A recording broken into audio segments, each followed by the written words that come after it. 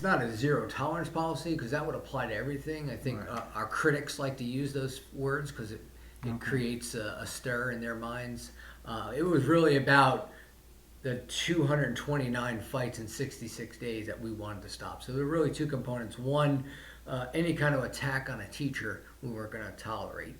And two, we had to stop the fights. In other words, the violence that's occurring in our city, we didn't want to creep into our schools. We're not setting up task force. We're not doing. We knew what we need to do, and I've said all along it wasn't an adult problem. It wasn't a kid problem. It was an adult problem, and we've sort of laid that out. That we knew if we told kids this is not the way you behave in school, our kids always rise to the occasion. As you can see, they did again. And I think once they realized that we meant what we meant and that this is not going to be tolerated, you can see the reduction is just tremendous. And we weren't throwing kids in the street, and that they just stopped fighting, which is what we wanted. And sometimes you knew, even as a parent, you've got to make sure their kids want rules, kids want order, kids want structure, despite what anyone says.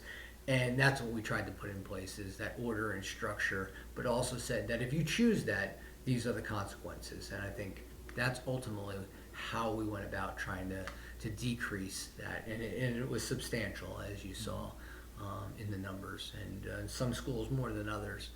And I think that's what we were trying to do, because if you allow, as I said earlier, if you allow fights to happen, it's allowing something else to happen. Next would be weapons. And then we get to a world where these things are normalized, and we weren't going to accept that 229 fights in 66 days is normal. And we had to debunk that, and that's what we did. I don't know why you would go, or why somebody would say we need to relook at something when something is clearly working. I would think they may have more of a political agenda than an actual factual agenda. So I don't necessarily believe. I think we did two things which are really responsible. One, stop the violence in the schools, which other school districts still have till the end of the year. But we also created a program that provides services that weren't available before. Meaning, I think I mentioned, the counseling services that are available to individuals and their families would have never been afforded to that. So when you have a decrease in the violence, a substantial decrease, and you've got a program that has success showing consequences, but also giving them services that they didn't have before, I don't even know why you would possibly think about changing that. Unless you like more violence and less counseling. That would be my response to those people.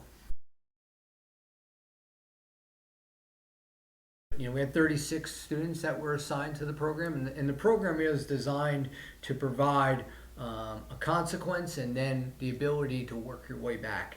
And you can work your way back on your own pace. So if you really think that this was, hey, I've never been in trouble before, I'm a good student, there's an accelerated path built into this program to say, we recognize that, here's how you get back. You do your coursework, you do your studies, you maintain good grades, you do your community service and your counseling, and you can get back quicker. So not only is there a path to follow that you're required to do, but there's also an accelerated path to say, I can do this quicker to get back as well. But we've had 36 students. It kind of actually broke out pretty evenly. 18 middle school students, 18 high school students. About 11 of them are on track to finish what we call phase 1. 18 are not currently meeting all the phases, and that had to do with the end of the school year and when they actually entered. Family counseling, these are the successes, what I said. So we do an individual counseling, we do a family counseling as well. 28 of the 36 families have begun the counseling sessions, and 7 of them have completed all 9 sessions. So that's a real positive thing. That's something I think that gets lost in all this, is that these families would have never had this opportunity. District pays for it to afford these types of programs that they never had before.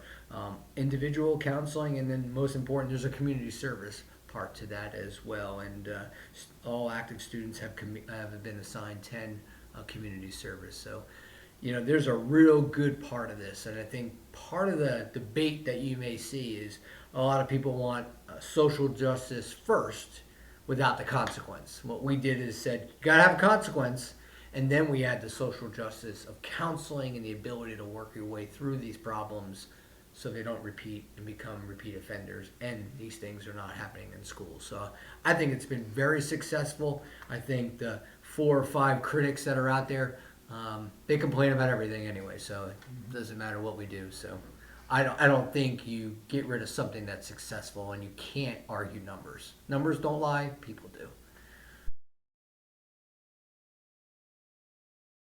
Rush Academy has multiple layers. It has Yeah. kids that are there for other reasons. I have kids that go there and they like it because it's a small environment compared to maybe South Florence, who has 1,700 kids.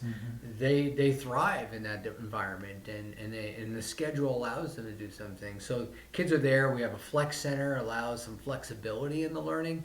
So they're there for many different reasons. Some want to get to a graduation, and we have a path to help them get to graduation. So it's not just this; it's a multi sort of faceted type of educational facility. Okay.